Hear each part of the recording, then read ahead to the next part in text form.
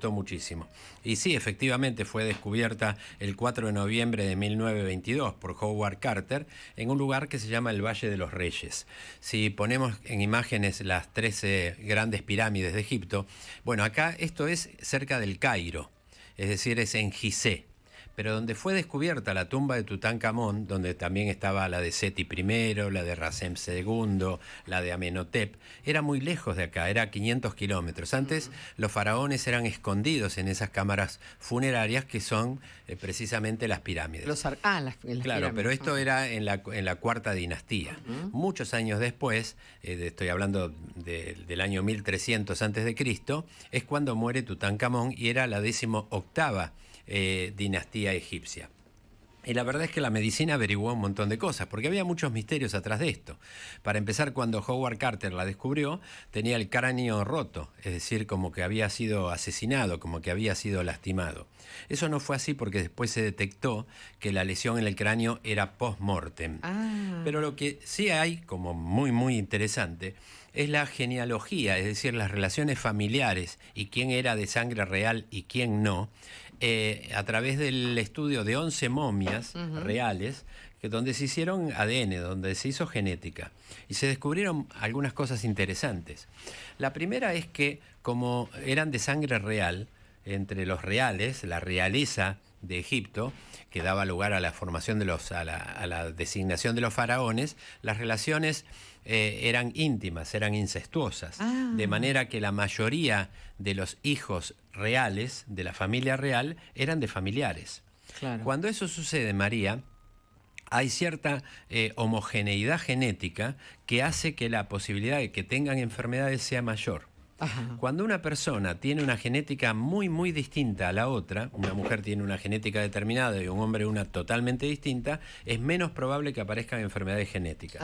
No es el caso de los faraones, que tenían enfermedades genéticas, que fue el caso precisamente de Tutankamón. Lo primero que descubrieron al estudiar la genética de la momia, porque la momia de Tutankamón cuando fue, eso es el Valle de los Reyes, esa es la tumba de Tutankamón. Sí, viendo en YouTube, la gente que se quiera meter a mirar. Eso es la tumba de Tutankamón.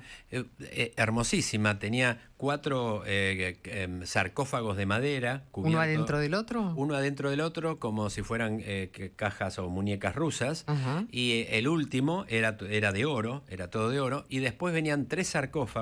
En el último sarcófago estaba la momia con la clásica rostro, esto es la máscara de Tutankamón, que es hermosísima, es de oro puro, lapislázuli, obsidiana, que son las partes negras, son de esa piedra hermosa que es obsidiana, y pequeños cristales de vidrio de distintos colores. Te digo, uno la ve en foto, cuando la ves te impacta.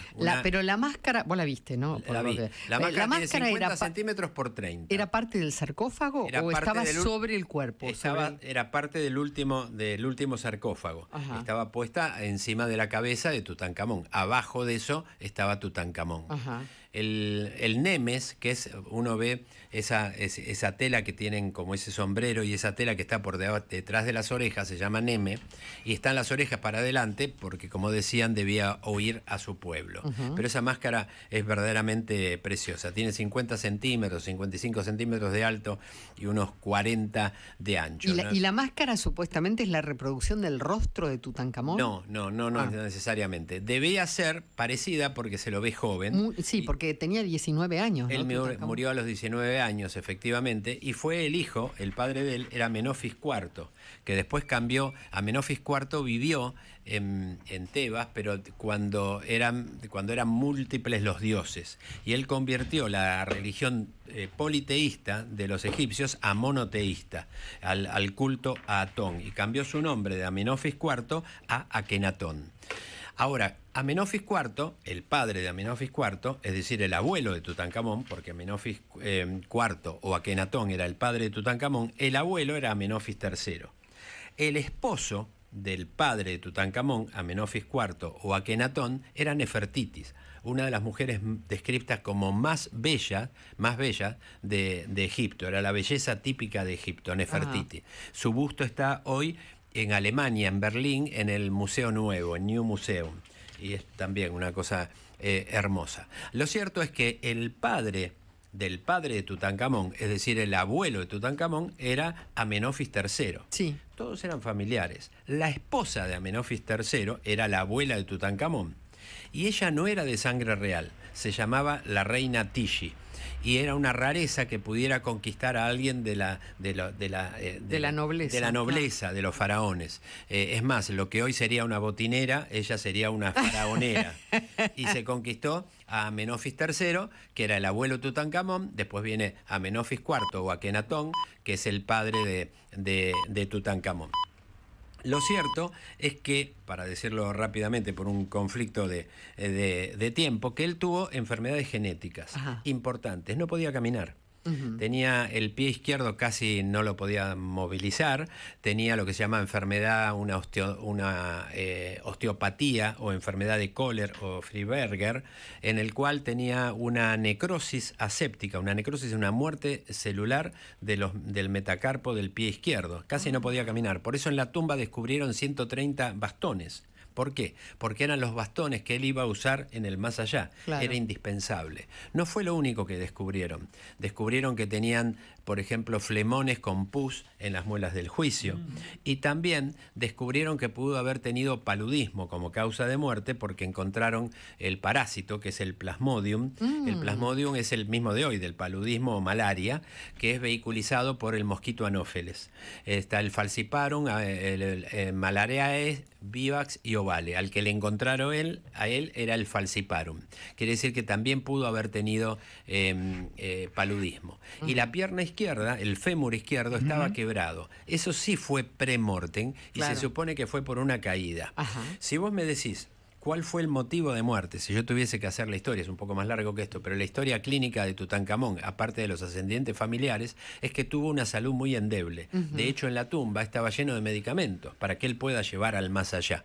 Junto también con los bastones que iba a tener que usar. Había botiquines de medicina, por ejemplo, aparte de envases o vasos o copas o jarros de obsidiana, alabastro, etcétera. Una belleza.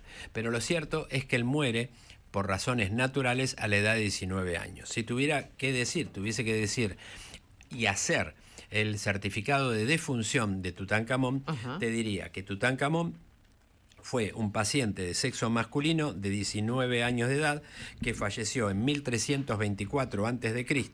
El motivo de fallecimiento fue paro cardiorrespiratorio no traumático, es decir, no es que lo hayan matado.